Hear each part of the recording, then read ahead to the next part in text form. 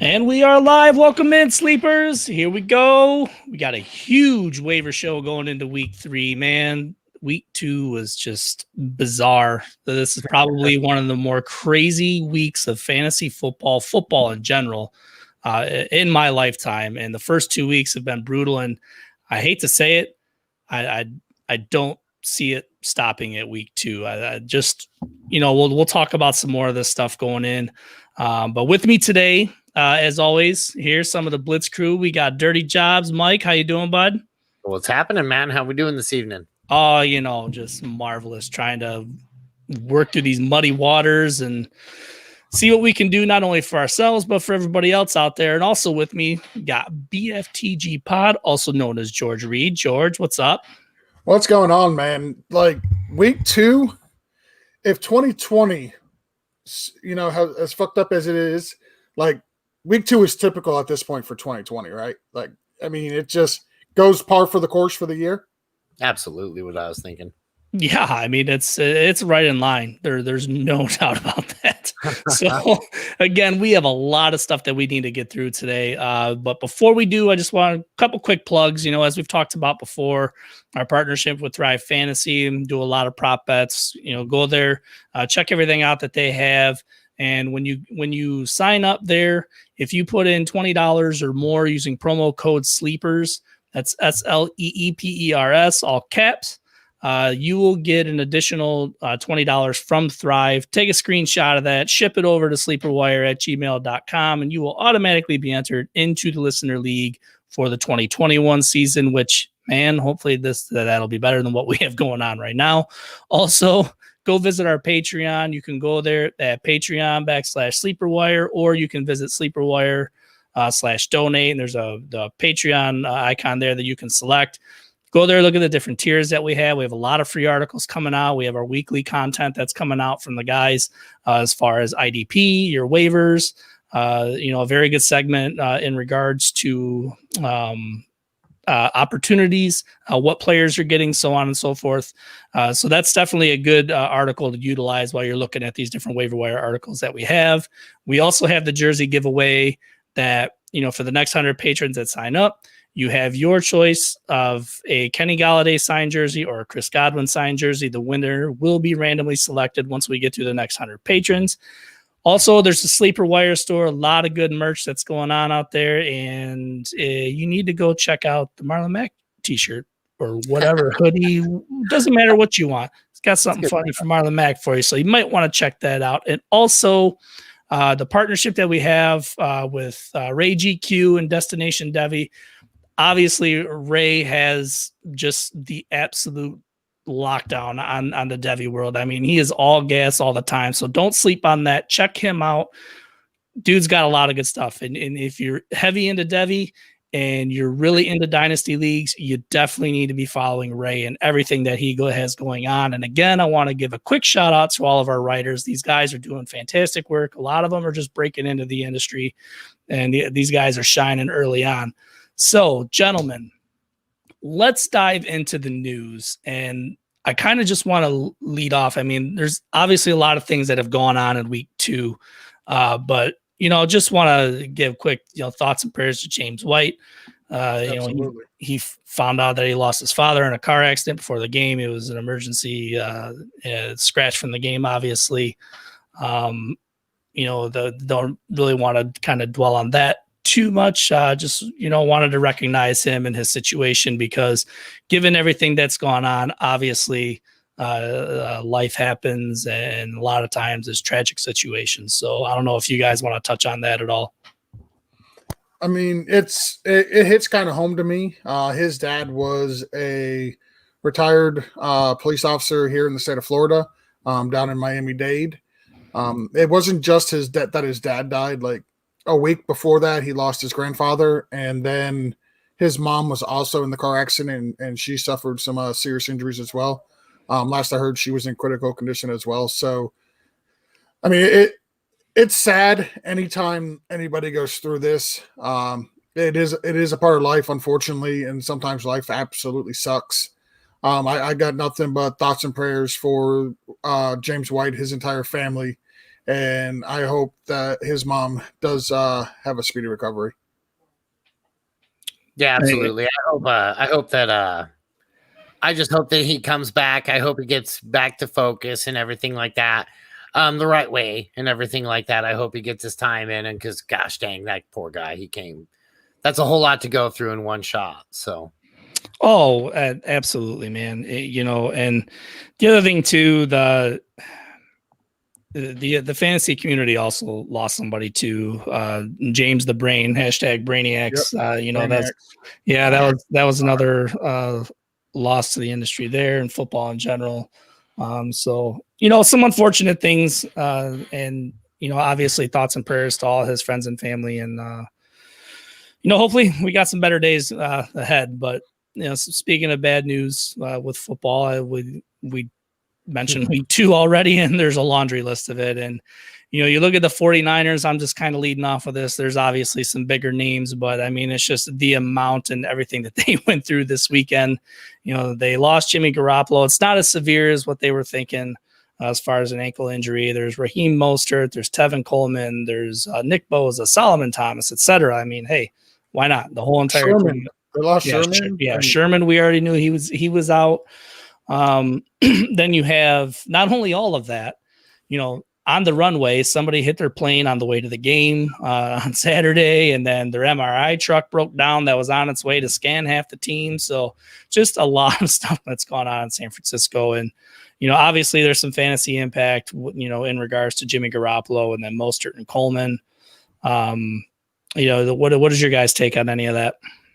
Are we to the point now where we can just say we're just going to lock ourselves in our room and come out January 1st, 2021?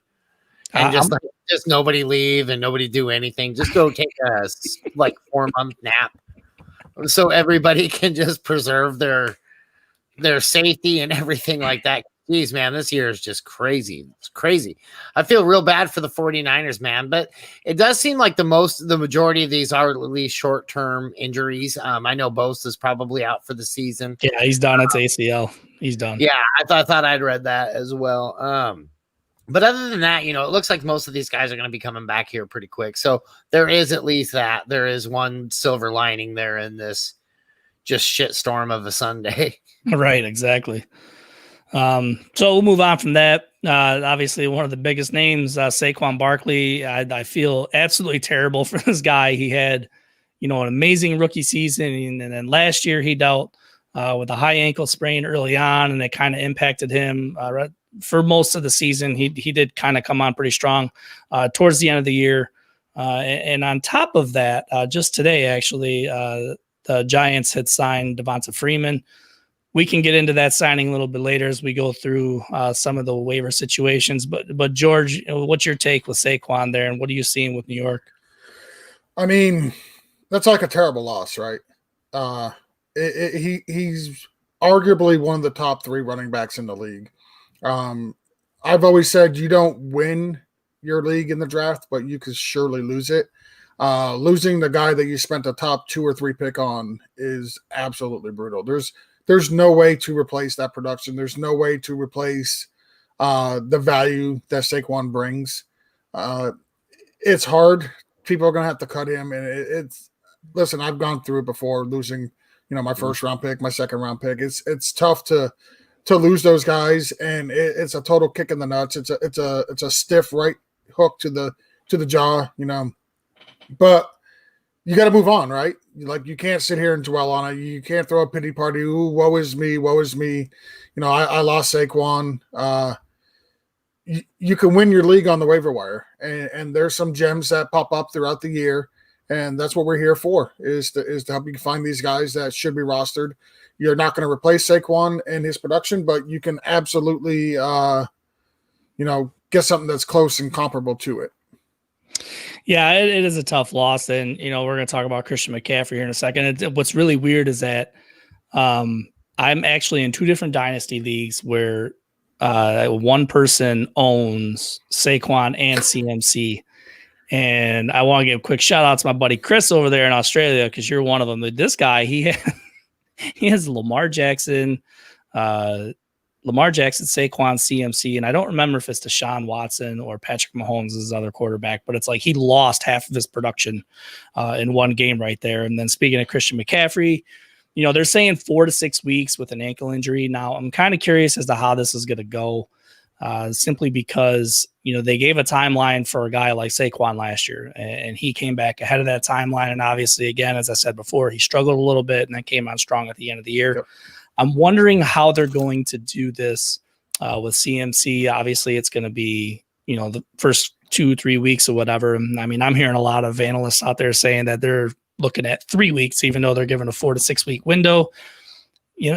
I don't know. It's hard to say. I mean, Mike Davis produced after the fact.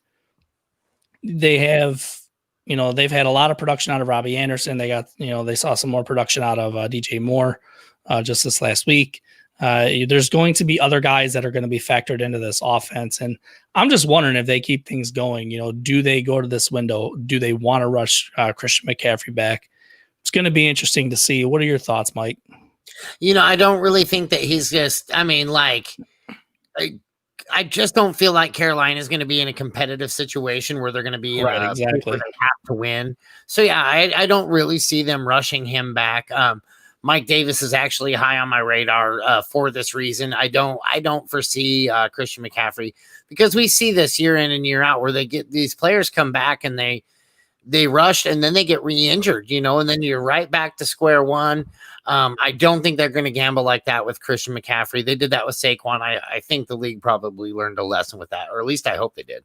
I mean, it happens all the time too, and we're going to see how this all plays out with Michael Thomas as well. But even if you go back to last year with Devontae Adams, I think it was last year with his turf toe, they took the time. They didn't want to rush him back, and he came back and he jumped right back in, and nothing ever happened. Obviously, there was a huge window of time that he was gone, but right.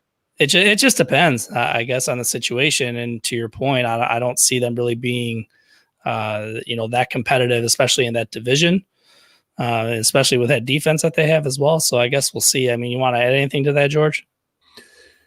Yeah, I'm hoping they don't rush CMC back. We've seen what happened with Saquon last year. He came back. He's expected to miss 4 to 6 weeks. He came back after 3 weeks, and he was just not himself. As a fantasy owner, you could not trust him. You didn't want to put him in your lineups. It was tough for at least like when he came back the first 3 weeks. I think he had his first actual good game against Miami, which everybody has a good game against Miami last year. So should be no real surprise. But like Mike Davis is a half decent running back. He's a lot better than Reggie Bonifant or Bo Hannafin or somebody who shouldn't be in the league. Yes, right. He shouldn't be in the league. That's how bad he is. So I'm okay with Mike Davis there. He looked really good this past weekend, filling in. We'll go over some numbers with him later. We'll talk about him in a little bit. But as far as CMC goes, yeah, definitely. I hope they don't rush him back. And what are the Panthers playing for? Like, they're not a playoff team, so they should be in no rush to get their star back, just to make him re-injure himself or cause further damage. So take your time, wait till he's right, and then bring him back. Yeah, he's the franchise. So looking at Denver, You have Drew Lock that went out. He went down with a sprained AC joint. They signed Blake Bortles today, actually. Cortland Sutton's done for the year with an ACL injury. So these are some, especially Sutton. I expected a huge year out of him, actually. And the whole Drew Lock situation, it's not as severe as what they initially thought. I'm hearing that, it could be 2 weeks for him. This just happened to Sutton last week, and he came back and played in week 2 after missing week 1. And then obviously we know what happened there. But as far as Sutton goes, we'll get into that more later, but you're looking at, obviously an uptick for Fant, Judy initially and mainly. And then you have KJ Hamler. So we'll see what happens with him there as well. And the fact that they signed Blake Bortles, Driscoll's going to end up being the starter anyways. Bortles is just going to be depth until Lock gets back. So I wouldn't read into that Bortles signing at all. I would spend all your fab on him right now. The 101 fantasy waiver pickup, Blake Bortles. Everybody, Mike just wants you to know if you're in a league with him that he's picking up Blake Bortles. So rush out there. I put it. You better be ready to pay up. I put 100% I put this broadcast in all of my leagues. I'm telling you right now, I'm going to spend exactly $86 on Blake Bortles. If you want to get him, you have to spend more than $86. Man, that's buying up on Bortles there. All right. So Devontae Adams, hamstring injury. Now, it's weird because so he goes out of the game and they're talking, they're playing on that it's not as severe or whatever. But actually, on my way home today from work, I got an alert from Sleeper that he's uncertain for week 3. So if he doesn't play, obviously you're going to see an uptick for MVS. You're going to see an uptick for Lazard. I'm still a Lazard guy.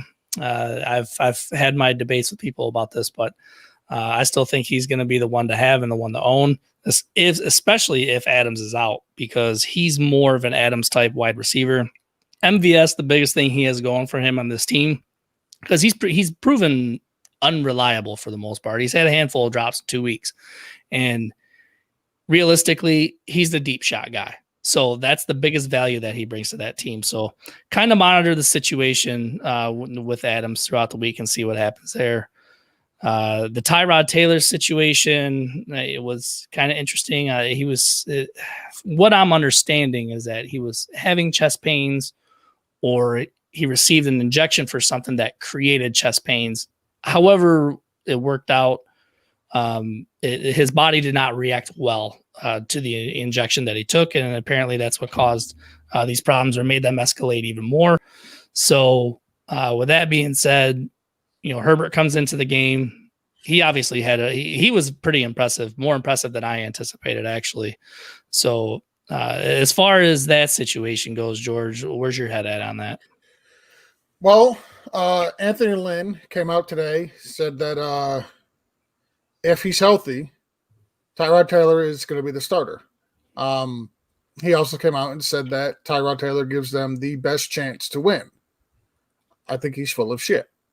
To be blunt, Herbert came in, threw for over 300 yards, looked pretty good against the defending world champions, who are a pretty good team. I seen a crazy stat on Twitter today.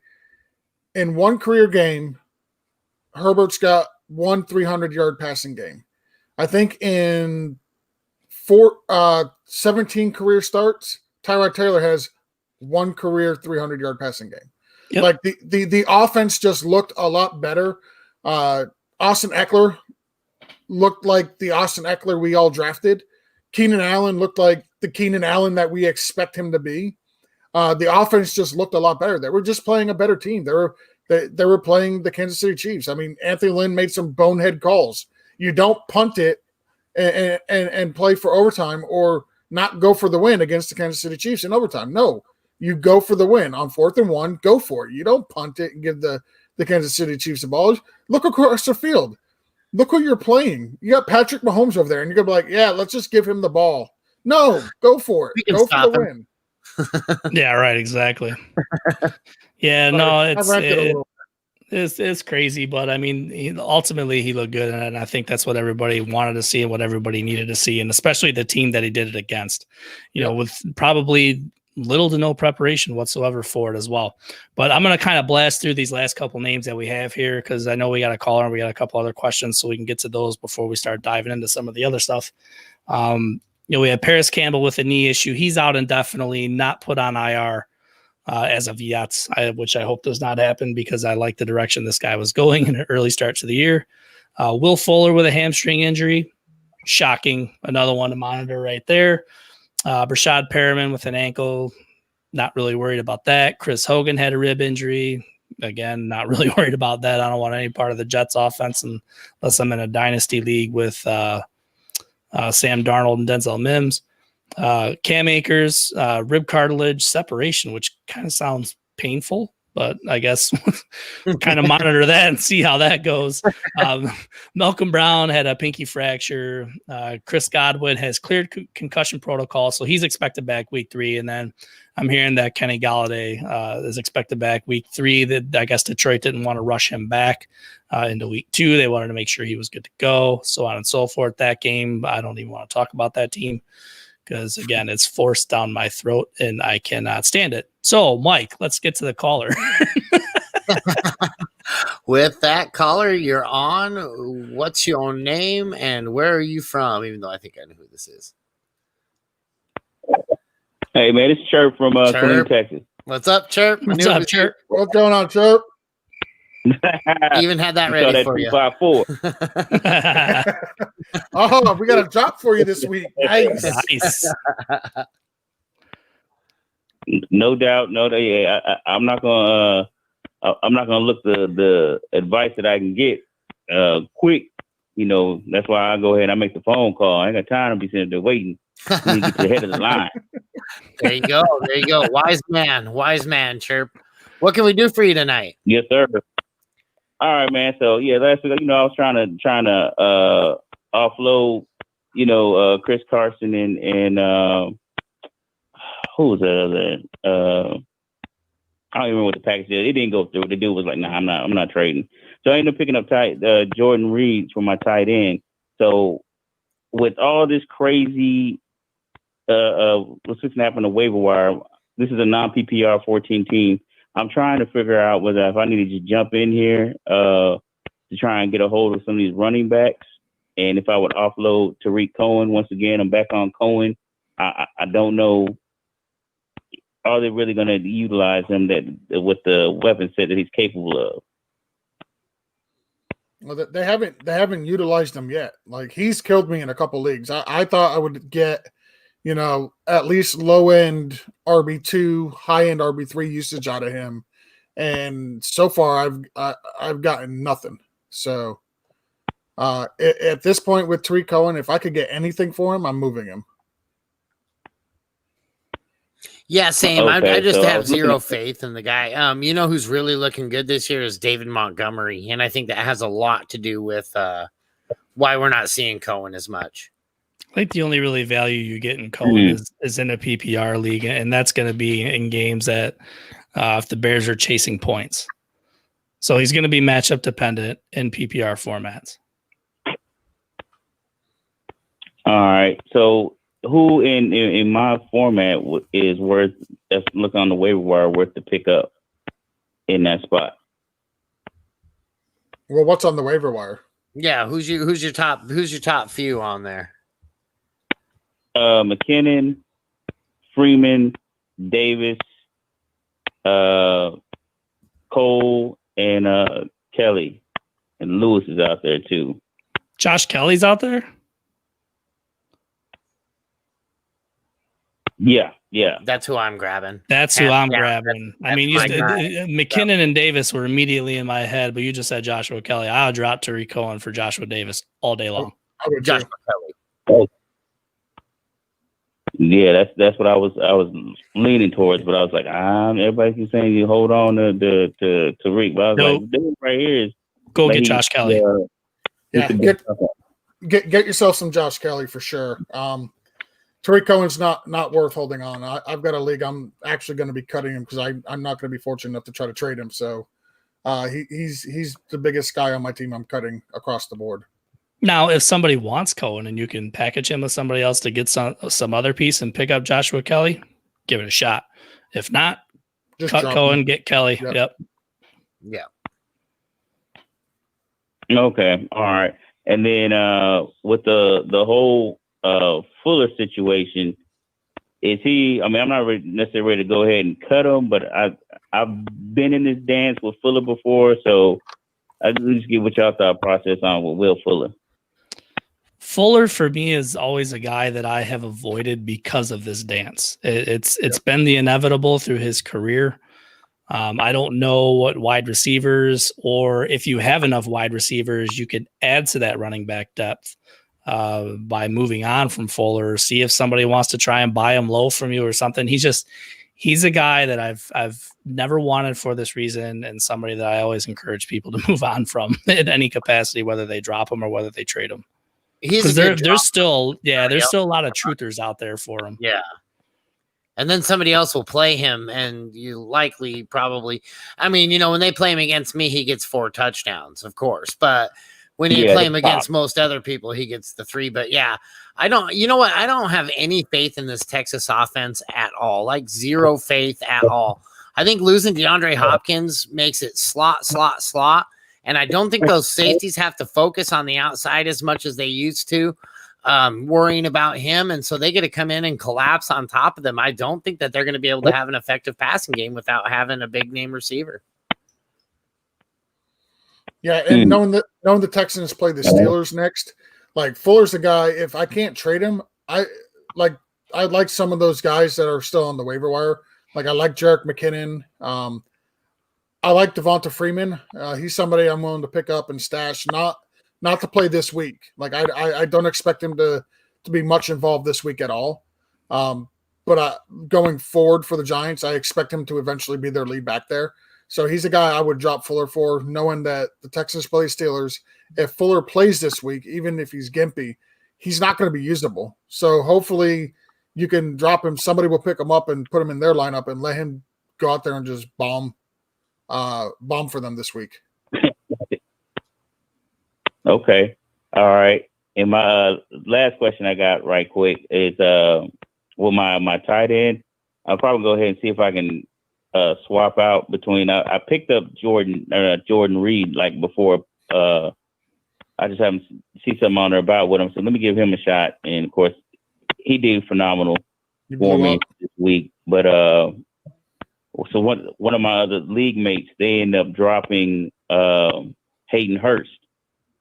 So I definitely want to see if I can between him.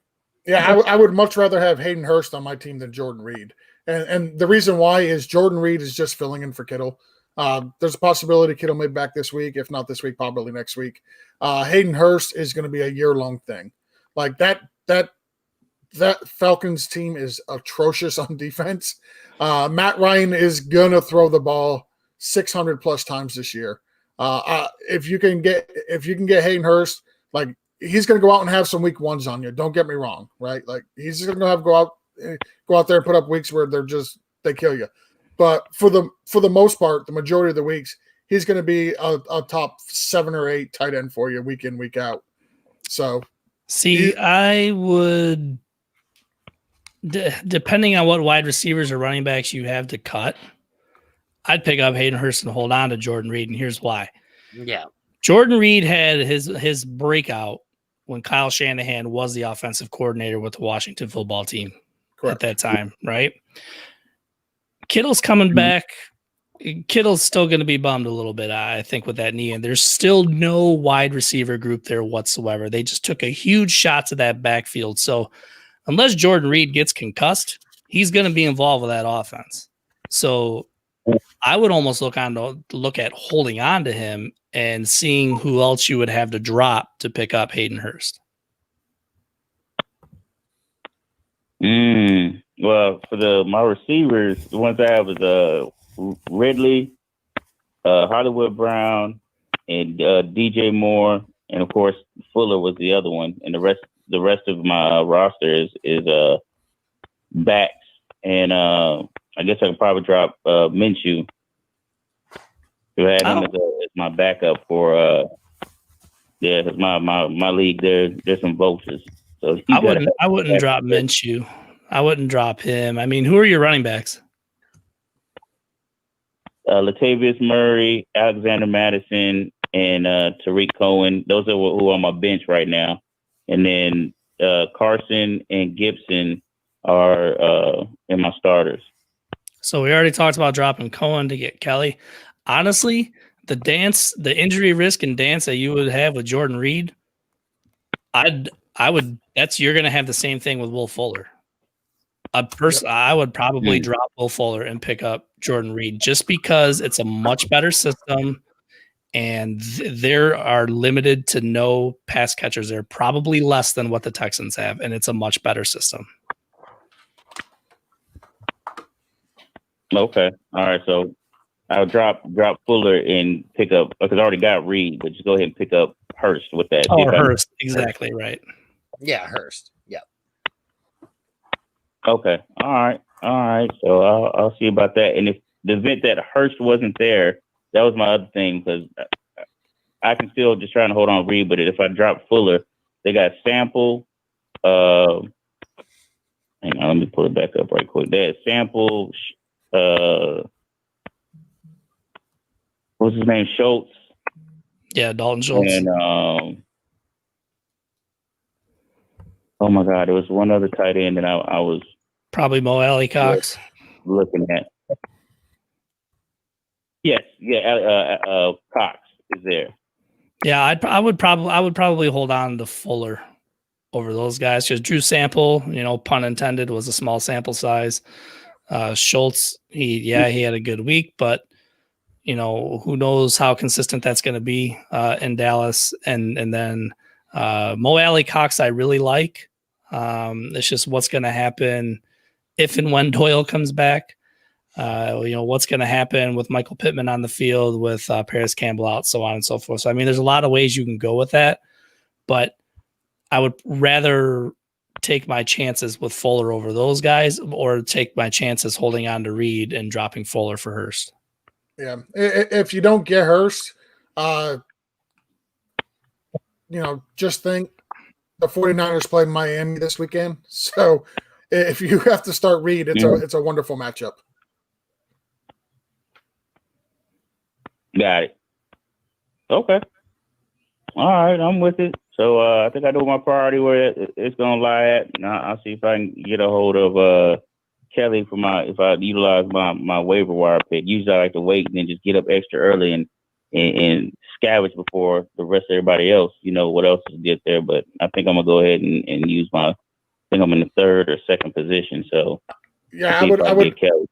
I would put the waiver priority is Kelly, then Hurst. You guys agree with that? Yeah. Yep. Okay. For sure. Yeah, get Kelly. All right, get Kelly. Get him. Most definitely. Well, once again, I appreciate y'all fellas. Y'all are a godsend. Yep. Appreciate your time, man. Yep, man. We'll talk to you next week, and next week we'll put down another W.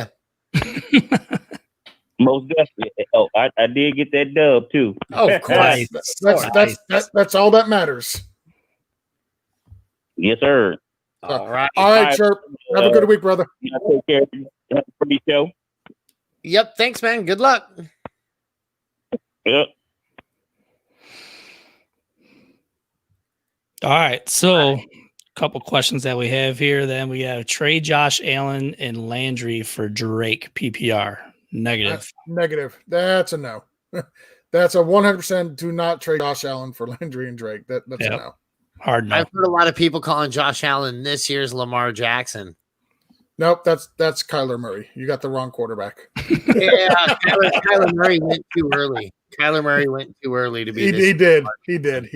Everybody's trying to sell Drake so high. I don't get it. I don't get that either. I don't at all. How much fab would you spend for Mike Davis? I'd go pretty high, man. I mean, even if I shouldn't say too high. I'd say maybe like 20 to 30% in that range, only because it is. You look at the window of time, 4 to 6 weeks for McCaffrey, so you're only going to get a few weeks out of him. So, I say look at your roster. If you were the Christian McCaffrey owner or the Saquon owner, and you're desperate for a running back, you're going to have to go high. You're going to have to guarantee yourself that you get a running back for the next few weeks. If you survived the first 2 weeks and you are sitting okay at the running back position, I clearly don't spend that much. I have a league that I am in desperate need of a running back. I'm probably going to spend upwards of 60% for Mike Davis. And that might not be enough. It's a dynasty league. He's on the waiver wire. I've lost Le'Veon Bell and Saquon in that league, so I'm hurting. You're hurting. I'm hurting for running backs in that league. So I've got to go high So I'm probably, if you're watching and you're in that league, I'm telling you I'm going at least 70%, and I'm not bullshitting. So bring it. But I want to go bid I mean, 71. that's where you need like code words where you said, I'm only going like 20%. no, I said I'm going at least 70. So you got that 70 to 100% range. I haven't spent the dollar all year. I'm gonna bring some thunder. So if you want Mike Davis in my league, you're paying up. Okay, you're just gonna have to pay up because I need a running back for the next 4 to 6 weeks. Somebody's gonna go drop all their fab. If they do, I'm just gonna laugh, and then I'll cry. You'll have opportunities. Yeah, exactly. Got a trade offer for my Prescott and Cup for Mike Thomas. Wanted your guys' opinion. My other receivers are Hopkins, Hill, OBJ, N'Keal Harry. Think of accepting the offer and picking up Minshew. So, Mike, let me throw that to you first, Mike. Would you do Prescott and Cup for Michael Thomas and Gardner Minshew? First and foremost, that is an intricate question coming from Toasted Almonds. Just saying, like, I like Cashew's better. No offense. I'm a big Toasted Almonds fan. I'm a huge fan. I was just getting ready to say big fan right here. Love Toasted Almonds. I don't know that I do. Let's preface this because he put right after that. It's a 10-team league. It's a 10-team PPR league. Yeah, that's why I'm kind of on the fence about this. Like, as much as I want Michael Thomas on every single roster that I am in, I feel like I'm giving up too much. I feel like I like the value I'm going to get from Prescott and Cup in the short run. 10-team kind of doesn't make. I mean, Michael Thomas is still a dominant beast, but he's not the dominant beast he is in, like, say, a 12 or a 14 team where he's going to be wrecking weekends for other players or other teams or things like that. So for me, nope. I think I think I like Hopkins. I think I like N'Keal Harry's upside. I think they're starting to get OBJ a little bit and Tyreek Hill. I think I'm happy. I think I'm really happy with where I'm sitting, and I'm okay with maybe just grabbing Minshew off the waiver wire and backing up Prescott because Minshew's tearing it up too. Man, a 10-team league, I'm not carrying 2 quarterbacks. There's really no need. Yeah, fair enough. They're at least 24 deep, so I'm not going to carry 2 quarterbacks. Mike, I agree 100% with you. I'm not doing the trade. I don't really have a need for Michael Thomas, to be honest. I've got Hopkins, I've got Hill, OBJ, I got Cup, I've got Harry. Minshew is doing great right now. We don't know if he's going to be able to carry it on throughout the whole season. Let's not overreact after 2 games. How dare you? I know. Listen, I like Minshew. Like watching him play football is fun. It really is. I just like his mustache. Dude's got swag. The dude's got swag. He's got the swag you want from your quarterback, 100%. But I don't know if I can trust Gardner Minshew all year long as my QB1. And I've got Dak. I can trust Dak as my QB1 all year long. Like, no doubt about it. I'm not doing this trade. I can't do it. Yeah, it's close for me, but I wouldn't do it based on the wide receiver depth that he already has. And realistically, you're giving up a top 5 quarterback, and a top 20 wide receiver, possibly even higher in PPR. It's hard to say. Cup usually, he usually has a couple down weeks throughout the year, but then a lot of the times he's a pretty solid floor in PPR with tremendous upside. So I would hold where you're at. With that, I wouldn't make that deal at all. It's close, but I wouldn't do it. So we got another question though here. It says, is Dalton Schultz worth a pickup? Now, I don't know, man. For me, it depends. If you're hurting at tight end, you need somebody. Say you put a lot of bank in Gronk and he's not performing or whatever, or just I don't know. He's obviously the starter there. He's going to have some sort of role in that offense. If we really look at what he did last week, he had 10 targets, he had 9 receptions. Right? Is that total or wait? No, that is last week. So he had 10 targets, 9 receptions, 88 yards. With a touchdown. I mean, obviously those are very nice, but you have to look at the rest of the offense, everybody that's going to be involved. So are we going to have hit in this week's? We don't know. So again, if you need somebody and Schultz is there. Chances are by the end of the year, he's going to be in the top half of tight ends in the league. So in that respect, I would pick him up, but if not, then I would just leave it. So I think he's worth a pickup, but you have to. I think you have It's to roster construction. Tight end premium, I would for sure. Yeah. It really depends on what your expectations are from Dalton Schultz. Right. If you're expecting him to get 10 targets every week, that's probably not going to happen. Last week, Dak Prescott threw the ball 47 times. You have to remember they were also playing from behind just about the entire game. He threw for 450 yards. You're not going to get Dak Prescott to throw for 450 yards every game. So if you're happy with like maybe 6 targets, 4 receptions, 52 yards with a touchdown sprinkled in, every 3 games or so, he's worth the pickup. But it just depends on what you're expecting from him.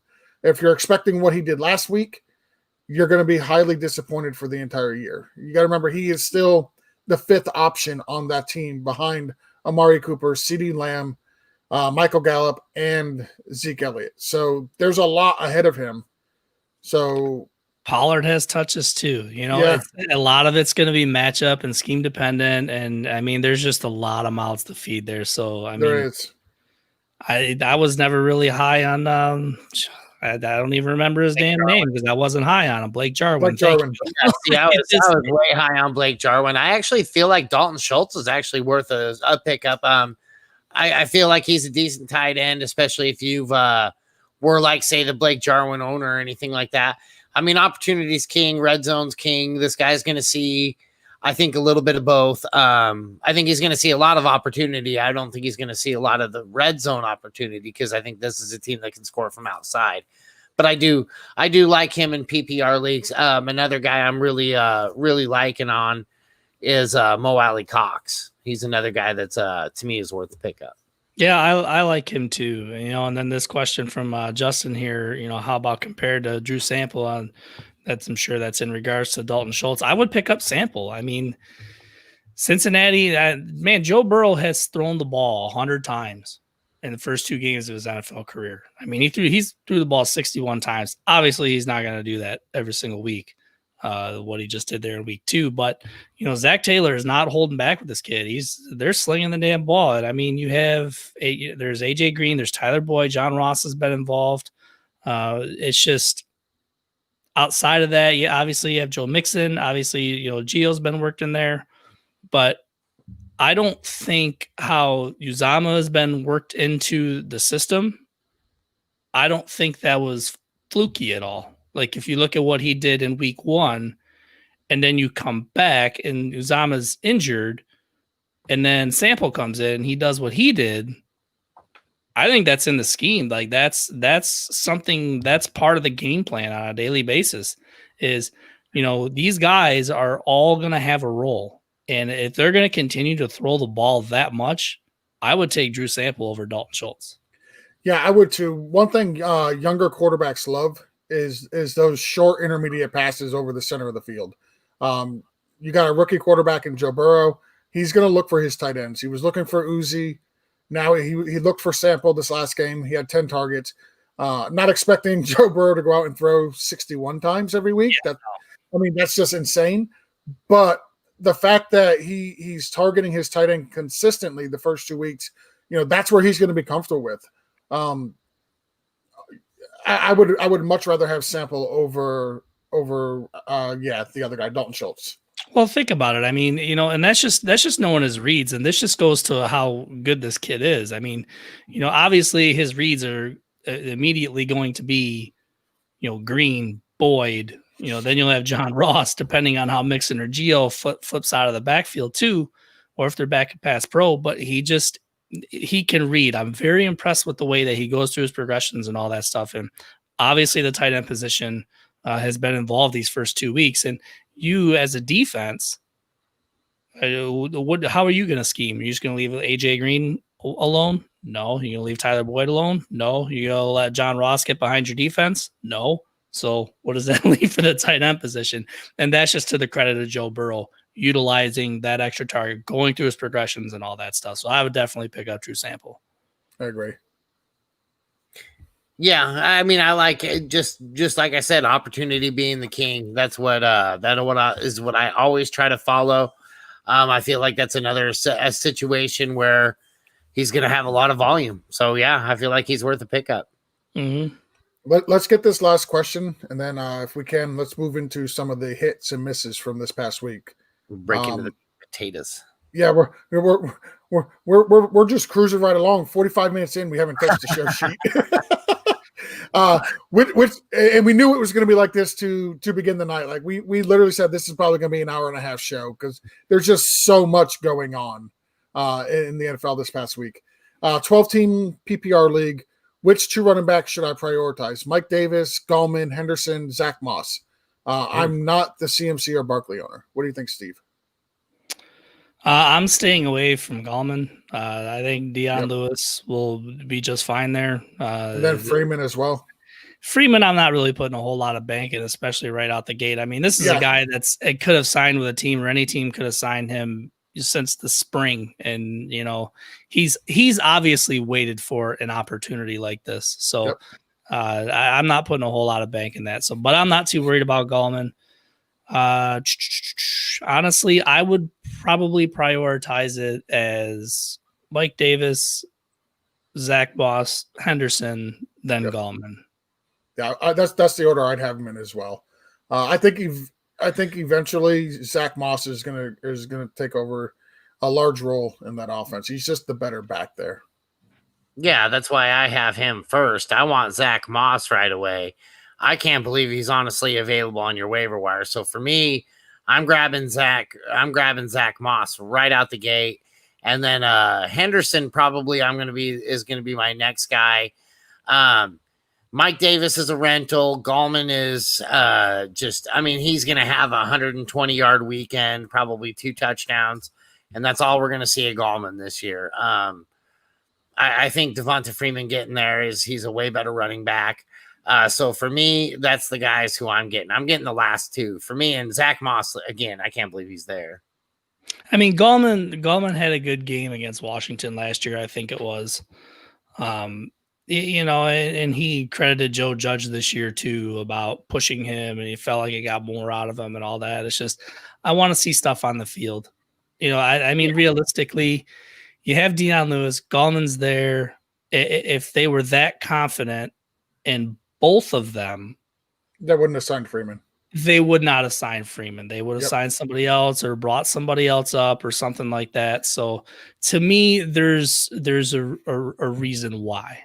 You know what I mean? So that's why I'm not overly excited. Yeah, sure. A lot of the things that, we heard and saw and read or whatever is good and it's hyped up, but I want to see it translate on the field for more than a week because you're without Saquon Barkley for the rest of the season. So correct. I guess we can see if you're in a deep league and you want to pick up Gallman and stash him just to see how things play out, I have zero problem with that whatsoever. But if you're looking for the now, I would not pick him up. No. Who's wants to know if we could trust anyone behind the line? No. No, not really. I mean, honestly, that's another team that's going to be chasing points all year. I want all the wide receivers, correct? The ones that can stay on the field, and that's another reason why I want Dion Lewis instead of Wayne Gallman. That's another reason why I'd even probably, and I cringe even saying this, but even Freeman over Gallman. I mean, Gallman, don't get me wrong, he has a receiving skill set. It's just these other guys are veterans. They've been there, they've done that, and they've even played behind poor offensive lines too. So, right.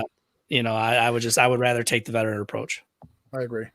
All right, let's move into the show sheet here. We'll actually start the show with what we plan to talk about tonight. Let's get into the running backs. So what we're going to do is each week we'll do some full disclosure running backs that we hit on, some of the guys that we recommended that George is always hitting on dudes, so don't worry about it. All the time. All the time. Constantly. He's hit 4 times during this show. Only 4? I need to step my game up. A couple of guys we've missed. We missed on last week. We recommended, and they went out and they didn't do a whole lot. A couple guys you should add, some guys that are worthy of dropping. So starting with the running backs for our full disclosure section, the running backs that we hit on, number 1 was James Robinson. I'm absolutely loving this kid, undrafted free agent. He got 16 carries, 102 yards. He averaged 6.4 yards per carry. He had 3 receptions for 18 yards, 1 touchdown in half-point PPR. All these scoring, by the way, is all half-point PPR. According to ESPN, he had 19.5 fantasy points on the game. He's starting to become a guy you can absolutely put in your flex. When the bye weeks start hitting, he's a guy you can put right into your RB2. He's not going to blow you away. He's not going to have these huge, super huge weeks where he goes out and gets you 30 points. But he's got a very high floor, I think. I think he's a safe play every week. And coming up, his next 3 games are teams you should not fear playing him. He's at home to Miami, at Cincinnati, and then at Houston. So we said get James Robinson last week. We said put him in your lineup. And if you did, you were rewarded.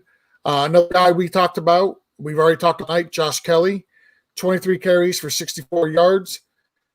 He only averaged 2.8 yards per carry. We'd like to see that get up a little bit higher. But we'll take it because he had 2 receptions for 49 yards, and he finished the day with 12.3 fantasy points. And he saw that volume with a healthy Eckler. Keep that in mind, too. Yes, he absolutely did. Coming up, he's got Carolina, at Tampa, at New Orleans. And then after that, the last one I'm going to call it a hit. It didn't blow you away, but I'm going to call it a hit because of the opportunities. Frank Gore, he had 21 carries. I don't care who you are. I'll take a running back that gets 21 carries a game. He only got 63 yards, averaged 3 yards a carry. He only finished tonight with 6.3 fantasy points. But like I said, I will take any running back that's getting 21 carries a game because the opportunity is king. It didn't translate with Le'Veon Bell, and just seeing Frank Gore, I threw up in my mouth a little bit. Yeah, I know. You know how I feel about Jets and Gase. So. Listen. He's somebody we said put on your team. Like right now, if you had Saquon Barkley, and Le'Veon Bell, and you can't, and you don't get any of these guys that are on waivers, like if you had to pick up Frank Gore, he's absolutely somebody you're putting in your lineup. You got no choice. And if you're telling me, he's going to get 21 carries, I'm hoping he falls in the end zone just to save the day for me. So they got to get there. I agree. They got to get there. 100% agree there.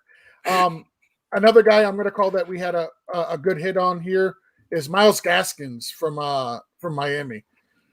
He had 7 carries for 46 yards. He averaged 6.6 yards per carry. I wish they'd give him more carries. I'd like to see him get him to 10 or 11 carries a game. He had 6 receptions for 36 yards. He had 11.2 fantasy points. That is somebody you'll take every day in your flex at the running back position. Absolutely. Some of the guys we missed on, number 1 out the gate, Naheem Hines. Oof. No carries, no yards, 1 reception for 4 yards for 0.9 fantasy points. I know I had him going in a couple of leagues. He crushed me. He absolutely crushed me. Coming up, he's got the Jets, Chicago, and at Cleveland. He's not somebody I can personally recommend starting any of those games. Oh, and then the other one is Malcolm Brown. You're starting him against the Jets? Yeah. You start everybody against the Jets. I would start. Well, I mean, with the amount of injuries, roster, I was just gonna say the amount of injuries that came across, you may be playing him, and I mean, realistically, you may have no. Yeah, you may have. I mean, the Colts. I mean, Rivers did not look very good, but they also won that game 28-11, and I mean that when they're up like that, the game's not close and or they're not chasing points. That doesn't really fall into the script for Naeem Hines. You know what I mean? Yeah. That's more, hey, let's just pound it with Jonathan Taylor while the rest of the game hold out a lead. Right, exactly. So it's just it depends. The last one I have on here as a miss, it's more so due to injury than anything. It's Malcolm Brown. Finished the game with 11 carries, and by finished the game, I mean left early. 11 carries for 47 yards. He averaged 4.3 yards per carry, which is nice. He only finished with 4.7 fantasy points. The Rams' upcoming schedule is at Buffalo, at New York, and at Washington. So even if he was healthy, I don't know if I'd be able to trust playing him. I like to see this bet, and I don't wish injury on anybody. Yeah, no, for sure. Especially West Coast team going east. Yeah, no, thank you. But I don't wish injury on anybody.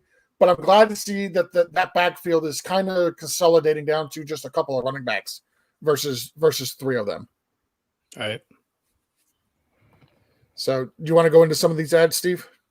Yeah, so the ads, I mean, obviously you're looking at guys like Jerick McKinnon. We talked about Mike Davis. We talked about Joshua Kelly too. If he's out there, you want to get him. I mean, McKinnon, you got to look at the situation there. Mostert, his injury, you kind of need to monitor. It's very possible that he could be available in week 3, but it just depends on what capacity. Coleman is done.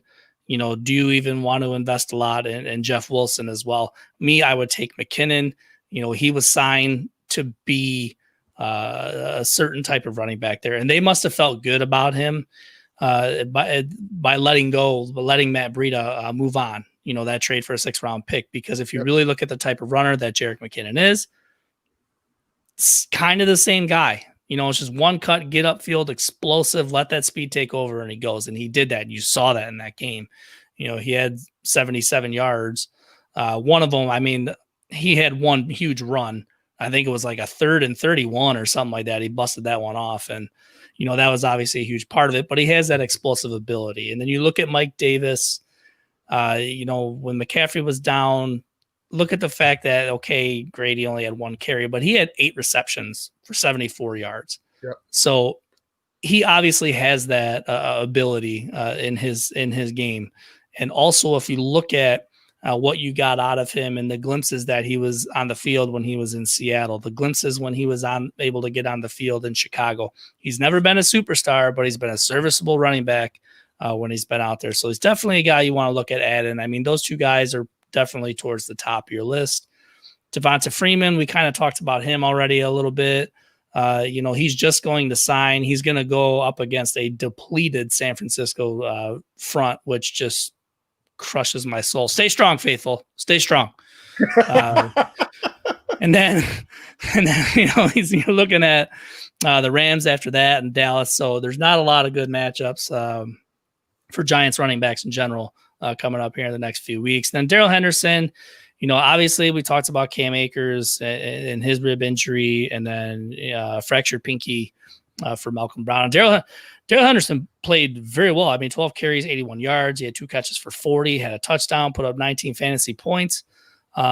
Solid day. However, he's going up against the Bills in Buffalo this week. I'm staying away from that, but you could definitely look at him against the Giants at home. And then, man, I'm telling you, from what we've seen from this Washington front, it really makes me think about certain running backs against these guys, to be perfectly honest with you, man. I mean, it's not an auto start against Washington anymore for sure. No, pretty aggressive defense.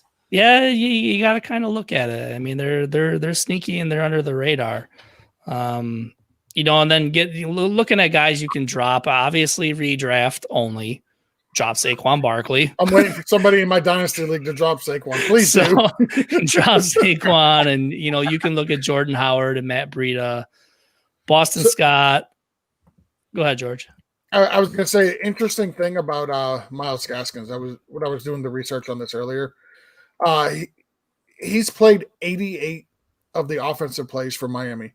The next closest is Matt Breida, who, as far as running backs go. The next closest is Matt Breida, who's only played 30, and Jordan Howard's only had 17. Those were games. Think about it. They signed Jordan Howard, or wait, did they sign him or trade for him? Yeah, no, they signed Jordan Howard. They traded for Breida, and they're playing their 7th-round pick. Yeah, and he's doing, and that. Not only are they playing the 7th-round pick, but he's doing really good against the Patriots and the Bills, who have above average defenses. I know a lot of the guys from the Patriots decided to opt out this offseason, but they're still doing still a good defense, right? And he's getting targeted in the passing game as well. Like we thought this would be a 1-2 punch with Howard and Breida coming in, but Myles Gaskin is just he's right now he's the best running back in that backfield. Yeah, as of now. But looking through the rest of the guys, I mean, Malcolm Brown's on here. I don't know if I would move on from Malcolm Brown yet. I mean, I know it's a fractured pinky, but there's still a lot of season ahead, and he's done well in that offense. And then you got Benny Snell, which to me that's a kind of a coin flip, because obviously we know the history of James Conner's health, and we saw what Benny Snell did when he went down in week 1. So, I mean, I guess that's just, again, how deep your league is, your roster construction, so on and so forth. But I would definitely drop Tevin Coleman, A.J. Dillon, and Peyton Barber. And then, moving into the wide receivers, George, Mike, whichever one of you guys want to talk about the wide receivers we hit on, go ahead and take it from there. Go ahead, Mike. The wide receivers that we hit on, I have to scroll up really quick. The guys we hit on was Robbie Anderson. He was 10 targets, 9 receptions, 109 yards, 13.4 fantasy points. Not bad. Got a note there. Try and buy him, which I completely agree. I think he's being pretty well involved. Yeah. Russell Gage had 9 targets, 6 receptions, 46 yards, 1 touchdown. MVS, of course, 7 targets, 3 receptions, 64 yards, 7.9 fantasy points. Corey Davis put up 5 targets for 3 receptions, only 36 yards, but he got the touchdown, so he was worth 11.1. And then Laviska Shenault, 4 targets, 3 receptions, 35 yards, 11.7 yards per carry, sorry. And then 8.7 fantasy points, which, these guys all did pretty good. They didn't do like as good as they did the week before. That huge explosive week that we thought we were seeing coming out of those guys. So I think it was worth noting. The guys we missed on, Scotty Miller, 5.9% rostered out there. 3 targets, 2 receptions, 11 yards. He was just disappeared. Although he did miss one. I mean, he almost had a touchdown there that got it would have saved him. Hands. Yeah, and I mean, so you give that back to him, we're probably talking about a better day for him. Darius Slayton, another guy who I was just huge on. Both these guys I was so high on, and he went out there for 6 targets, 3 receptions, 33 damn yards, 4.8 fantasy points. Just disgusting. And Mike Williams, luckily I was kind of fading him last week myself, but he had 4 targets, 2 receptions, 14 yards. A lot of that probably had to do with the quarterback change there. I think he's more of a Tyrod Taylor friendly quarterback as far as that goes. And I just don't really see him fitting in too well. It's Herbert offense yet. It's a very small sample size. But looking at what Mike Williams did week 1 with Tyrod, and how poor Keenan Allen did, and then switching to Joe Burrow and how well Keenan Allen did and Mike Williams did, like, it's only 1 game for each quarterback. So extremely limited sample size here, but it's night and day for the first 2 weeks on what the quarterbacks prefer. It's just crazy. Right. Absolutely. So the guys we're looking to be adding this week, KJ Hamler, I mean, I'm to a minor degree on him. I mean, I think with the whole Cortland Sutton put out there, I think he can fill it up pretty good. I think he'll be a decent go. What scares me about him is a little bit more about the quarterback situation. Be that as it may, we're picking up what we can get right now at this point in time. So we're getting anybody who has targets. We just want to get anybody who's going to be on the field catching balls for us right now. And KJ Hamler will definitely be one of those guys. And he's fast, man. He's one of the fastest guys out there. He's one of those big play guys. So grab him. Michael Pittman is another guy that I'm very interested in. You just look at the offense there. It's just ripe, I mean, they're running out of targets left and right. T.Y. Hilton's like 90 now, I think, and he does not age like Frank Gore does, where just lasts forever or anything like that. So I really like Michael Pittman a lot. Laviska Shenault still available in a lot of leagues, and I think he's the best receiver out on that team. I think DJ Chark is having a tough time catching up this year, or maybe getting up to pace or whatever, but he just hasn't looked like the same. I think Shenault can come in there and be a pretty big guy, and Minshew's just hucking the ball. Shenault was one of the guys on Chris's great debate. And I think Jake Seeley was the one who said, like, right now Shenault is the wide receiver 3 in Jacksonville. You can make an argument that Keelan Cole's the 1, although he's really the 2. But he's been playing like the 1. DJ Chark is the 2, and then Chenault is the 3rd wide receiver. I fully expect by the year end, DJ Chark will be the 1, Chenault will be 2, and Keelan Cole will be the 3. I like the way they use Chenault all over the field. He's getting rushing. He's getting targets. I mean, they're just using him all over the field, which is what we said that they would be doing. So if Chenault is still on your waiver wire, go ahead and get him because there's going to be nothing but good things ahead for him for sure.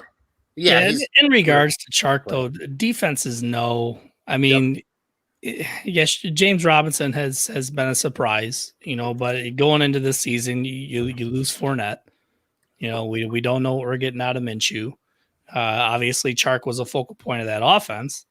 The rest of it is up in the air. I've always been a believer in Chenault. I thought he was going to come to this offense and do some really good things as long as he continues to stay healthy. But the rest of the guys, it was going to be what it was going to be. So defenses know, and they're scheming to take Chark out of the game. They're forcing Absolutely. Jacksonville to go down different avenues. Go ahead. Put James Robinson out there and try and beat us with that. Go ahead and throw the ball to Keelan Cole, your rookie wide receiver, and all that. Yep. I do not want to let DJ Chark get loose. Yep. Yeah, defense is 100% scheming to take Chark away. He's clearly the best player on the field. And I can definitely see defenses not stacking the box against James Robinson. After all, why would they, right? He's James freaking Robinson. So look what Chris Thompson did last week too. Right? Yep. So they're 100% saying, if you're going to beat us, you're not going to beat us with your best weapon. We're going to take him away and see what Gardner can do, see what the running backs can do. You're going to have to use these obscure wide receivers like Keelan Cole and the rookie Chenault to beat us. And so far it's worked. They're 1-1. I think they won a total of 1 game more this year than projected. So good for them. Well, we got a few more ads here. The got N'Keal Harry. He's looking pretty good out there over there in New England. And man, what about Edelman? That should be on the hits. We said start Edelman plenty of times on Sunday at least. But yeah, 12 targets, 8 receptions, 72 yards, 11.2. Couldn't put the biscuit in there because Cam Newton keeps hogging them all. 5, Traquan Smith, a guy I was very, very high on this before the season and after Michael Thomas went out. 7 targets, 5 receptions, 86 yards, 11.1.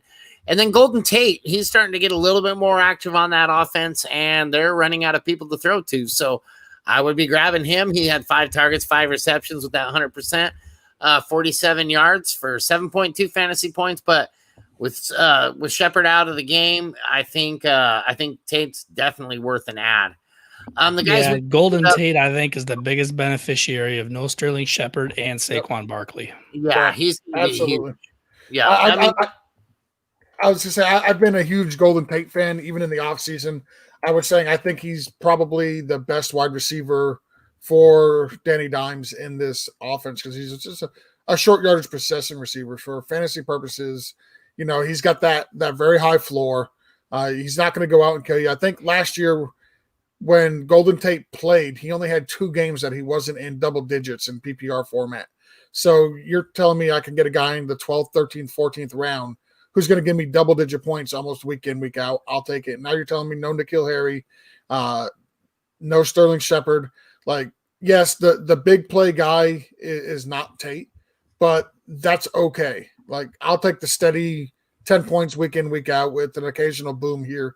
That's fine. My favorite wide receiver on this list is definitely N'Keal Harry. A lot of people forget, this is kind of his rookie year. He didn't play much at all last year. He got injured, missed the whole year. New quarterback. Cam Newton likes these big body wide receivers. I can totally see him becoming the wide receiver 1 in New England this year. I don't think it's going to be Edelman. The way he's getting pounded and taking all these hits, like Edelman is not exactly the picture of health either. I think if N'Keal Harry's on your waiver wire, he's definitely worth an ad. Last week, he got targeted 12 times. He had the 8 receptions, as Mike said. Coming up, he's got the Vegas, KC, and Denver. Like, nothing there. You should be scared to play him. he would be my wide receiver 1 ad if he's on your waiver wire for sure. Absolutely. And for me, I really like his opportunity. Honestly, there isn't a whole lot of receivers on that list that I don't like a whole lot of. Evan Ingram also took a big step up, by the way, too, for me. Yes.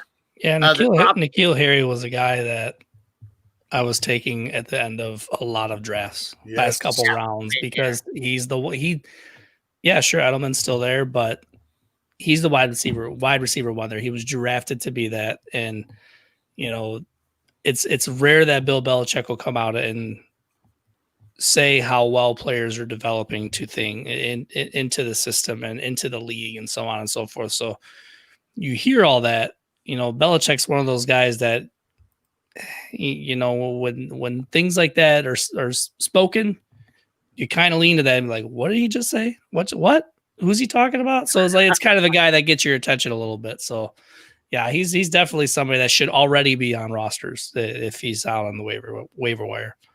For sure. Right. Absolutely. So that brings us up to guys that we're dropping. Cortland Sutton, obviously, he's out for the season. Paris Campbell, kind of on the fence. Maybe if you can IR stash this guy, or if you got the bench, hold on. But if not, get rid of him. Sterling Shepard, we've done this before. We won't do this again. Let's get rid of that guy. Cole Beasley, he's just not there. He's just not active. You got Diggs. There's just a lot of targets out there. Cole Beasley's going to get a couple of touchdowns. He's going to have those games but anything outside of a third or fourth flex option, Cole Beasley's out the door. And then Justin Jefferson, I would be getting rid of anything that had a Viking horn on their helmet. That wasn't named Dalvin Cook at this point in time. I think, and Adam Thielen. And other than that, stay away. Honorable mentions: Rashad Perryman, Curtis Samuel. We had Sims and McCole Hardman. Oh, goodness sakes. There's a lot of people on there that just should probably be on the fence. Hardman, I'm probably a little bit less on the rest of these guys. But just because the opportunity and it's Kansas City, I'm holding on to that guy. But yeah, I'm not giving up on Sims and Hardman yet, especially, and Hardman too. Who knows what's going to happen with Sammy Watkins? He went out with a head injury, right? And obviously, Demarcus Robinson's a part of that offense too. And obviously, you have Travis Kelce, Tyreek Hill, blah blah blah. But man, McCole Hardman already has somewhat of a small role, and with Watkins out, that's only going to expand for Robinson and Hardman. So he's going to be one of those guys that either injuries continue, Watkins out for a while. You start getting into your bye weeks. He's going to be a guy I think you kind of want to hold on to, because especially when you get into the bye weeks, he gives you that perfect boom or bust opportunity. Yeah, he's definitely a low floor, high ceiling guy. Like, he could bust one, 85 yards and a touchdown and just make the week for you. I don't know if I'd be ready to cut him loose yet or not. He was just somebody that I did add for us to talk about a little bit. Just with so many weapons in Kansas City, you definitely want to get a part of that offense. I just don't know. I don't know. I'm on the fence. It depends. So would you rather have N'Keal Harry or Hardman? Oh, N'Keal Harry. That's no brainer. Let's go through these. I can't ask you if you'd rather have Cortland Sutton because, Traquan Smith or McCall Hardman? Probably Hardman, to be honest with you.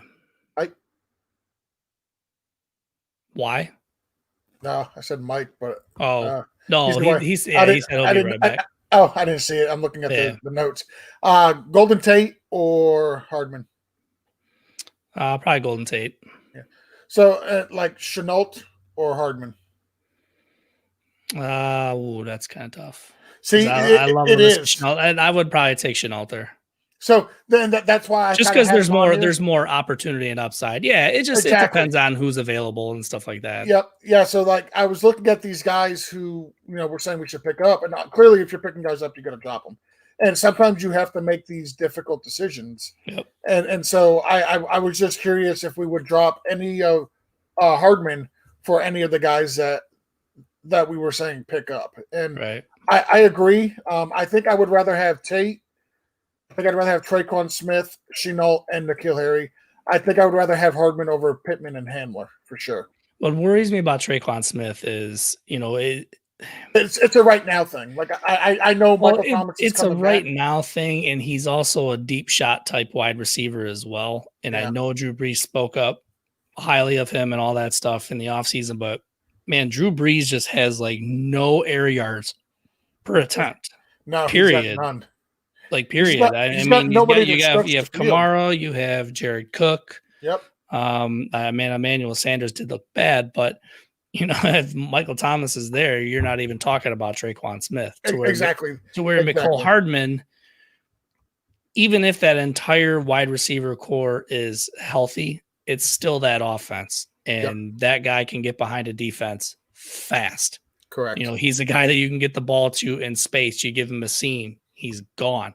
All he needs is one play to where Traquan Smith, all he really needs is one play. However, he has Drew Brees throwing to him now, I think we're starting to see the problem with Drew Brees here. I know everybody loves Michael Thomas and he catches 140 balls a year, but when you're catching 140 balls that are, 5 to 10 yards at a time, you get the occasional 15, 20 yarder for a touchdown or something like that. I'd rather take Mahomes, who can sling it, 50, 60, 70 yards down the field and let the burners go get it. Yeah, no, I completely agree. My thing is just it was a right now thing. That's all. Yeah. Let's move on. Tight ends. Full disclosure, as I said at the top of the show, I want to tell the guys that we hit on. I like bragging. Hey, we got this right. We got this right. But in order to hold ourselves accountable, we need to talk about the guys when we don't get any hits. And I think last week we did pretty bad on our tight ends. We really didn't have any hits on the tight end at all last week. The 4 guys we mentioned were all terrible. Still guys I believe should be rostered, but I don't know if I want to trust all of them on my roster to start. Dallas Goedert, you're not cutting him, right? That's just not going to happen. If you got him, no, and I'm still you're starting. not cutting him. Yeah, I am too. I'm going back to the well. He had 8 targets, 4 receptions for 30 yards, 5 total fantasy points. He's got the Bengals, the 49ers, and the Steelers coming up.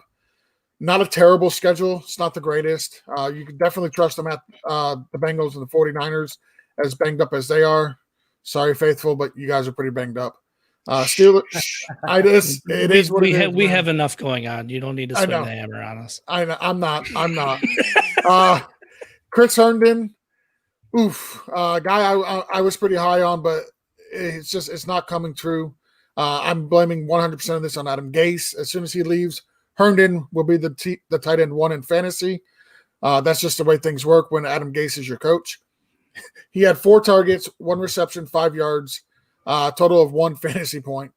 Coming up, he got San Francisco, Indy, and Denver. It's not the worst, but it's not somebody I want to go plug into my starting lineup. Logan Thomas. Let me ask you guys about him. Are you guys plugging him back into your lineup if you have him? Or after this week's performance, are you kind of hesitant?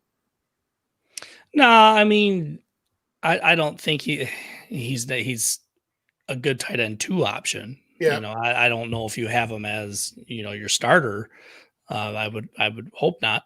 But he's a guy that, he's a good tight end 2, especially in super flex leagues. I mean, that's 9 targets. I mean, it's opportunity, right? That's what I was going to say. He got 9 targets. The targets were 100% there. So, but if you have Dallas Goedert and Logan Thomas on your team, and those are your tight ends because you drafted those guys late because you're too busy stacking your team up at other positions. Yep, I'm starting Dallas Goedert over him. Correct, I am too. And then the last one I have here that was a miss for us was OJ Howard. 3 targets, 1 reception, 11 yards, 1.6 fantasy points. Tom Brady is bad. I'm just gonna say it. He's bad. That team is. Yet. Listen, I'm not. Listen, we all know Tom Brady's going to take time to man, there were adjust to wide that. receivers. There were wide receivers dropping the ball. Yeah, You there know, was. there were touchdown opportunities that they missed on because of it, and so on and so forth. So, at this, to me, it's just this team still needs time. I'm gonna give. I'm Absolutely.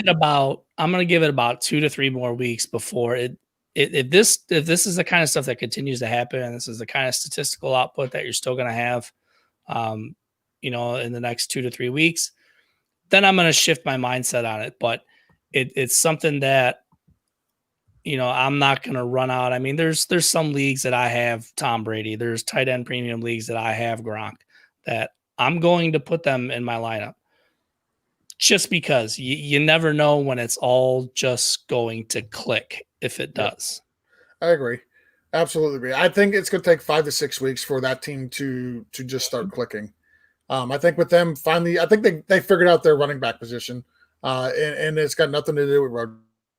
It's 100% going to be Fournette. At least it should be going forward. It's going to be trouble. I think they're going to be trouble once they get comfortable, man. That's good. There's a lot of weapons on that team, man. And yeah. 100% agree, Mike. There's lots of weapons. A couple tight ends to add. Mike Gesicki. I had him as my top ad for this week. He's only 53% owned in ESPN leagues. He's got at Jacksonville, Seattle, and San Francisco. Last week, 11 targets. I love the targets. 8 receptions, 130 yards, and 1 touchdown for 23 fantasy points. Jordan Reed, he gets the Giants. That field was horrible. He gets the Giants, Philly, and then Miami. I'm going to guess by the time Philly game and Miami game rolls around that it'll be Kittle. But at least this week for the Giants, I feel comfortable starting Jordan Reed. 8 targets, 7 catches, 50 yards, 2 touchdowns, total 20.5 fantasy points. Lastly, if you're I got 2 more here. If you're desperate, looking at Dalton Schultz, he's got at Seattle, Cleveland, and then the Giants. 10 targets, 9 receptions, 88 yards, and a touchdown. We talked about him earlier with Chirp. No need to beat a dead horse there. Mo Ellie Cox, somebody Steve absolutely loves. Yes, loves the Cox.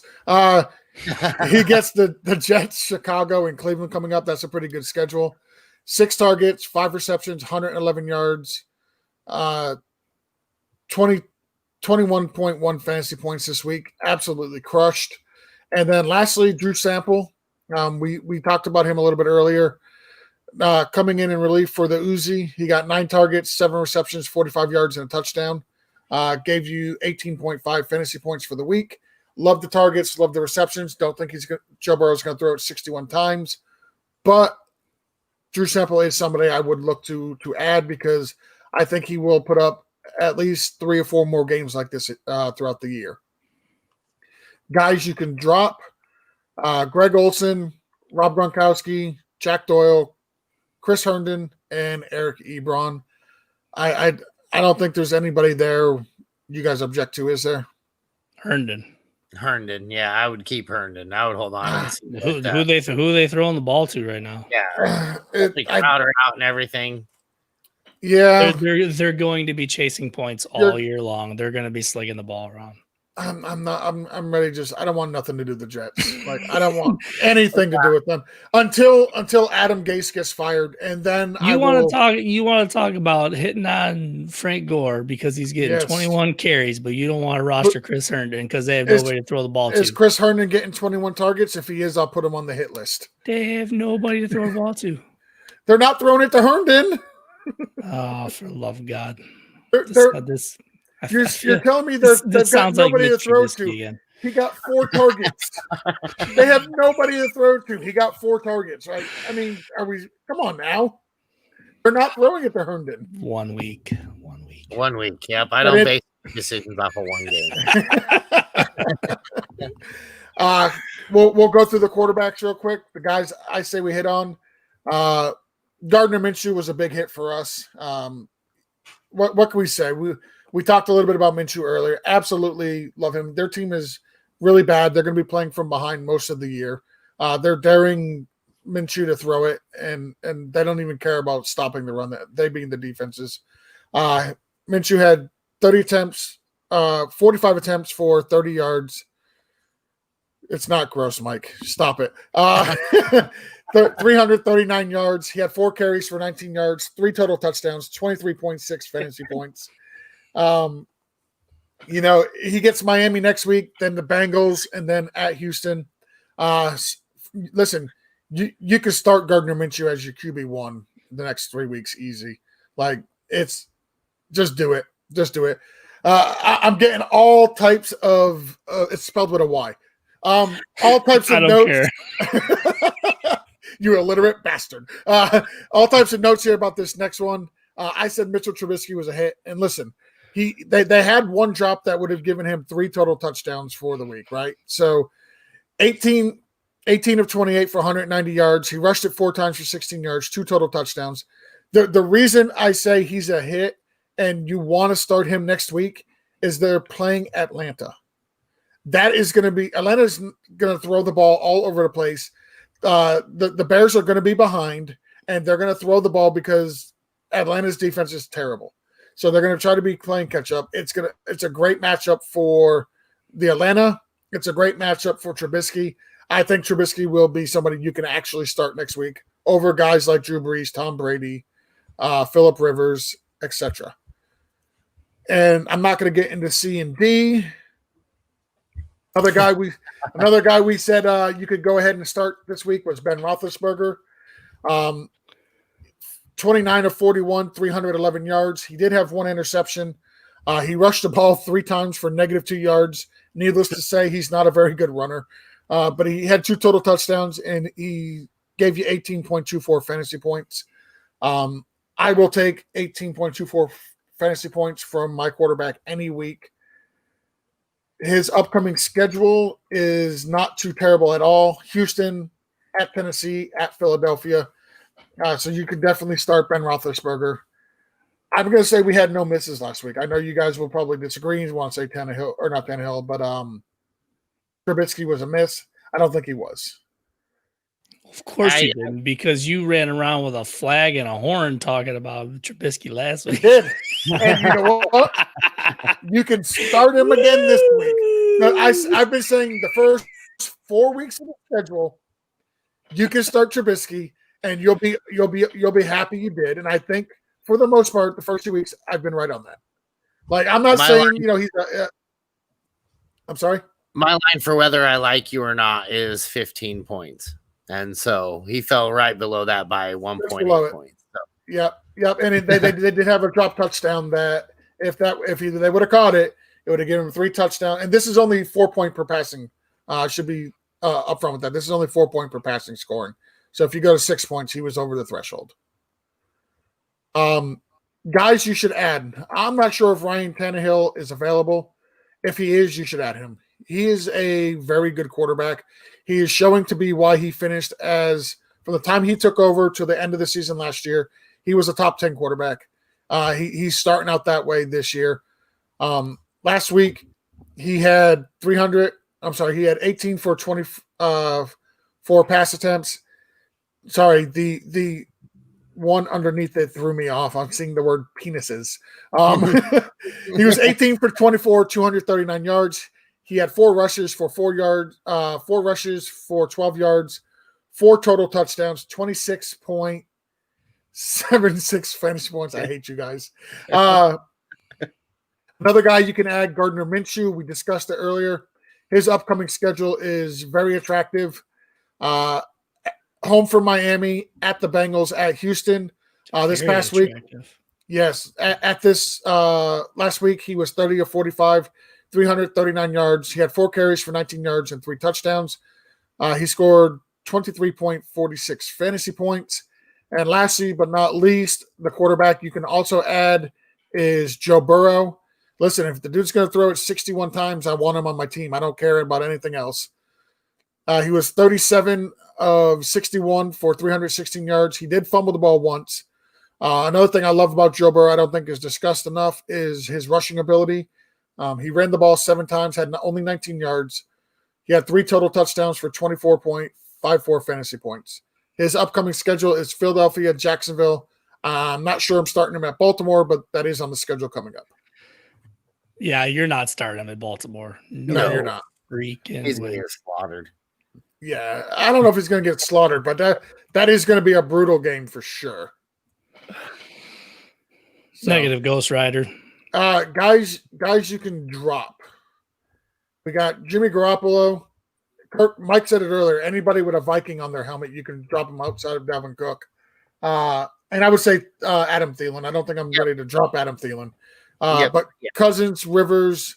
I added Breeze and Wentz. Let me ask you guys: Are Breeze, like, I know it's Drew Brees, and I know it's Carson Wentz, but are they droppable? Do you guys think they're droppable? No. Not at all.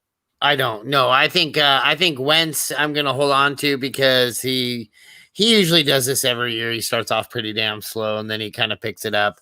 And same with Breeze. Breeze is just too damn good. We're talking about a Super Bowl contender team. Michael Thomas is gone. You don't just lose a guy like that and just pick it right back up and go. So I feel like, I'm holding on to both of those guys, but the rest of those guys, I bid you adieu. So yeah, I mean, single quarterback leagues. I mean, Rivers and Cousins are the only guys I'm getting rid of. I'd probably even still hold on to Garoppolo, depending. But I mean, he's faithful, guys. He's faithful. I am, but it's just he's.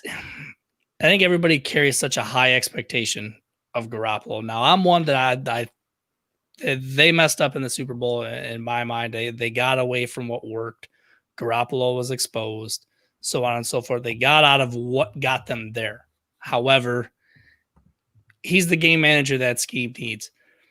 When they have all of their pieces there, when they have all those receivers there, and you look at how Emmanuel Sanders was factored in, that's how Debo is going to be. They brought in Ayuk, obviously. You know, there are all these guys that are there. George Kittle's been hurt. There are all these things that are working against them. When it's all there, or even 80% of it's there, to me, Garoppolo is going to have a better year than Rivers, and he would have a better year than Cousins from what we've seen from those two guys in the first couple of weeks. Now, we got to remember Cousins did start out slow last year as well, and as the season progressed, he got tremendously better. But let me ask you this, and then we'll go ahead and wrap it up. If you had Breeze or Wentz right now as your starter, would you drop either one of them for any of those add-ons? Tannehill, Minshew, or Burrow? I might for Tannehill. I would probably drop Breeze for Tannehill. See, I think I would drop Breeze for Tannehill and Minshew. Minshew, but I'm not as close on that one. Yeah, I would have to think about it. It would be hard for me to hit submit for Breeze for Minshew, but I think I would do it. I think I would do it. In a one quarterback league, I think I could do that one. Clearly in super flex, we're not. There's been a lot that's gone on these first 2 weeks in regards to Minshew and Burrow. Statistically, I mean, Burrow had to throw the ball 61 times to pick up 300 yards. Minshew had to throw it 45. I mean, so yeah, that's all good, and these guys are going to have some good matchups going forward. Aside of Burrow against Baltimore in the next couple of weeks, but Ryan Tannehill, when Ryan Tannehill's been on the field, he's been a good quarterback. Obviously, the Titans are going to run the ball and play defense, but he's just another guy like a Jimmy Garoppolo that is just the right quarterback for the system that they run there. Yep. So, so the upcoming schedule for the Saints is they get the Chargers, the Panthers, the Bears, then the Bucks. I think I would rather have okay. Single quarterback league, I could drop Drew Brees for Gardner Minshew. Based upon schedule, based upon no Michael Thomas.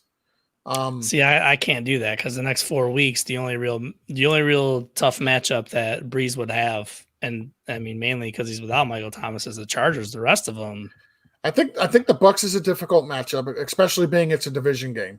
Like I tend to hold division games a lot higher in the level of difficulty because the teams know each other so well from playing each other twice a year, every single year. And as long as Drew Brees has been with the Saints, you got everything going on with the Bucks. Like, that's a really good defense. I know I shit on the Bucks a lot. It's mostly just to piss Jason off, but I do respect what the Bucks do, and I do respect their defense. And I think the Bears' defense is but they just put up 34 on them last week. They beat them week 1.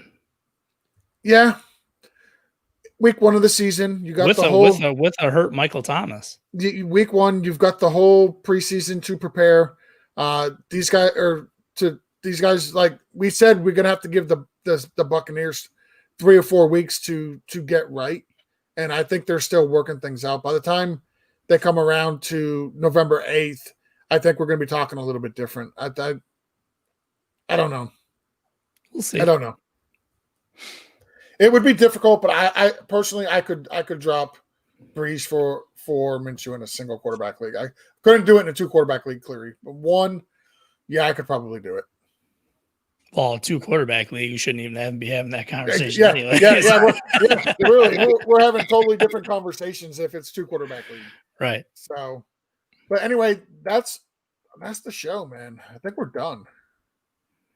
Dunzo.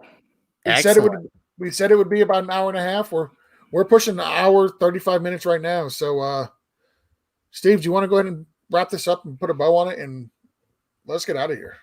All right, man. Sounds good. Yeah. So there you go, everybody. That's the week. Well, we're not through week 3 yet, but that's the waiver wire show going into week 3. We talked about a lot of different names. We looked at the injuries. We looked at different angles of everything. And, obviously, full disclosure on players that we talked about, hits and misses, so on and so forth. So, we're going to be back on Sunday live with the Blitz going into the week 3 matchups. Obviously, we have Thursday night football coming up too to kick off week 3. So if you guys have any questions about your lineups, always feel free to reach out to us on Twitter. Make sure you're following us and the Sleeper Wire Show at the Sleeper Wire Show. You can find myself at SPAC21. You can find George at BFTG Pod. You can find Mike at Dirty Jobs 21. Just know he loves them dirty jobs. So on top of all that, again, like we talked about earlier with Thrive, go over there, see everything that they're putting together and what they're doing on a weekly basis. They have a lot of different prop bets and so on and so forth. And again, use the promo code. When you put $20 or more in, you get 20 back from Thrive. Promo code Sleepers. Again, fire a screenshot over with confirmation of that, and you'll automatically be entered into the listener league for next year. Again, Ray GQ, you're down with Devi and you're down with Dynasty. He's a guy that you definitely need to be following, as he says all the time. It's just hashtag all gas, because he is, man. He's killing the game out there. Where you can find our Patreon is Patreon/Sleeperwire or sleeperwire.com/donate. Don't forget about the jersey giveaway that we have going on for the next 100 patrons. And again, huge shout out to the writers. Keep killing it, guys. You guys are doing an awesome job. Absolutely. So, unless you guys have anything to add on top of all that. I was going to add something, but I think I'm going to hold off. I think I'm going to make an announcement. So every Friday night I do an AMA. I think this Friday, if you tune into the AMA, I've got an announcement that I'm going to make. We'll call this a little teaser. I'm going to announce it probably towards the middle of the show. So tune in Friday night for the AMA with myself. Dirty Jobs will be there. Jason will be there. We have special guests Anthony Savino and Michael Hoff from the FF Face Off. So us 5 will be there. Steve, if you can make it, you can be the 6 for the 6-pack. But yeah, it's going to be a Friday night AMA. We do it every Friday night. It's going to be a good time. Nothing is off limits. You can ask us anything, and we will answer. Spoiler alert, his announcement's about his 3rd nipple. So until Friday. I was going to show a picture of my cyst. So until the AMA on Friday or the Blitz on Sunday, again, guys, reach out to us before Thursday night. If not, catch us Sunday morning Blitz. We'll answer all your lineup questions that you have. So until the next time you see our ugly faces, y'all be easy. Blitz crew out. Blitz out.